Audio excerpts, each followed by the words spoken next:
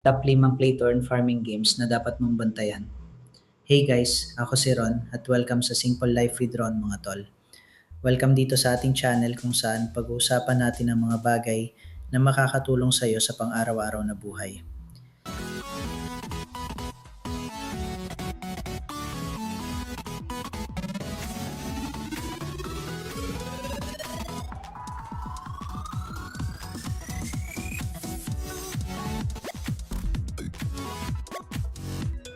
Simple lang ang goal natin dito.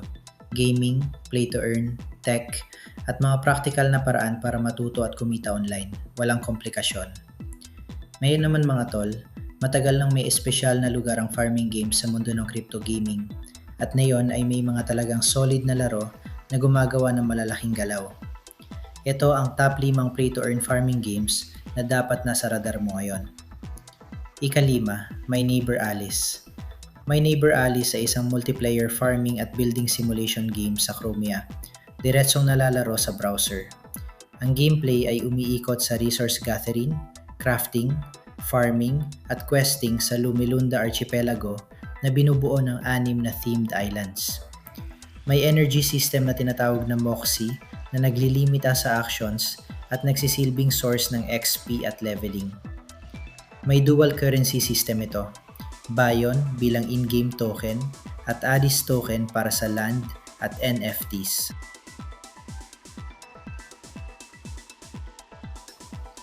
Ika-4, Sunflower Land. Sunflower Land ay isang community-driven farming game sa Polygon na may mahigit 700,000 active farmers. Dito ay nagtatanim ka, nag-aani, nagluluto, at gumagawa ng iba't ibang activities tulad ng animal breeding at potion crafting.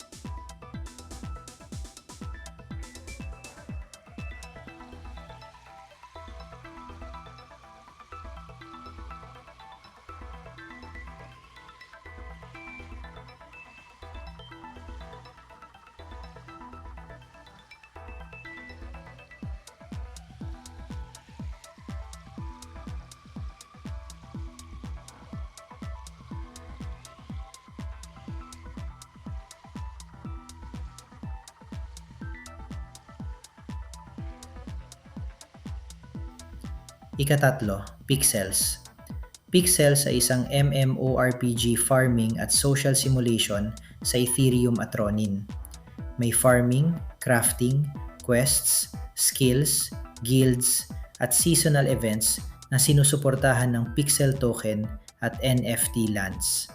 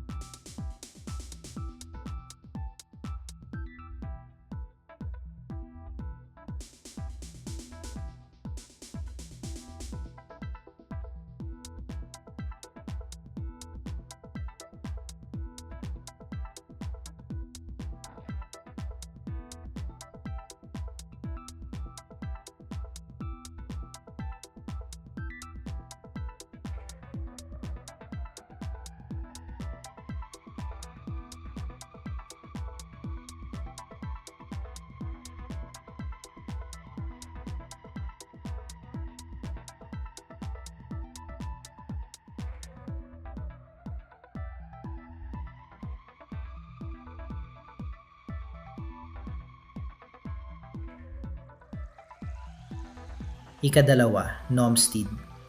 Nomstead ay isang sandbox MMORPG sa Immutable kung saan bumubuo ka ng sarili mong kaharian sa pamamagitan ng tile-based map system. May PvP stadium fights at guild-based cooperation.